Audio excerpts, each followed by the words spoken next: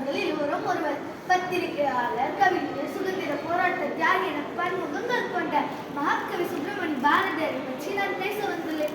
தூத்துக்குடி மாவட்டத்தில் உள்ள எட்டயபுரத்தில் சின்னசாமி ஐயருக்கும் லட்சுமி அம்மாளுக்கும் டிசம்பர் மாதம் 15ஆம் தேதி 1882ஆம் ஆண்டு மகனாக பிறந்தார். இவரின் இயற்பெயர் சுப்பிரமணி.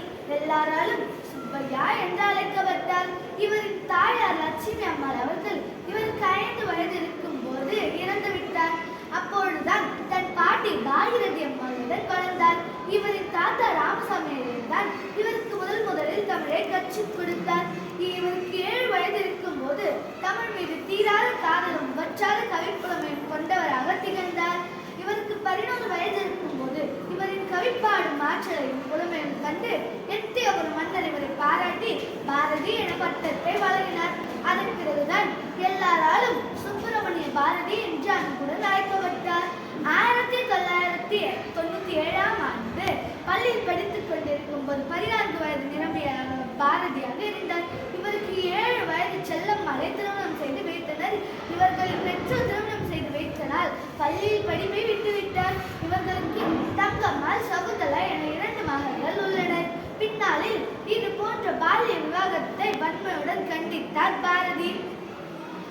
இவருக்கு 14 வயது திருமணம் செய்தாலும், நான் திருமணம் செய்து விட்டாலும், எனக்கு குழந்தைகள் பிறந்து விட்டாலும் இந்த தேசத்திற்காக போராடுவேன் என்று கூறியார் பாரதி.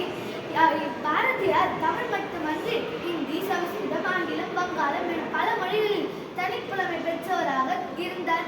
இத்தனை மொழிகளில் புலமை பெற்றதால் தான் யாம் அறிந்த மொழிகளிலே தமிழ் மொழி போல் இனிதாவது எங்கும் காணும் என்று பாடி தமிழை பெருமைப்படுத்தினார்.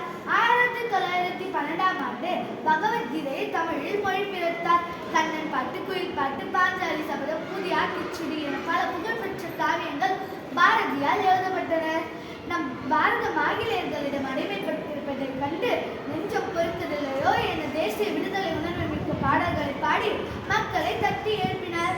இந்திய பத்திரிகையில் ஆங்கிலேய அரசுக்கு எதிராக பல கட்டுரைகளை எழுதி வெளியிட்டார். இதை பார்த்த ஆங்கிலேய அரசு பாரதியாரை கைது செய்து 4 நாட்கள் சிறையில் வைத்து அதன் பின் விடுதலை செய்தது. ஜாதிகள் இல்லையடி பாப்பா என்று கூறிய பாரதியார் அவர்கள் தீண்டாமையை அறவே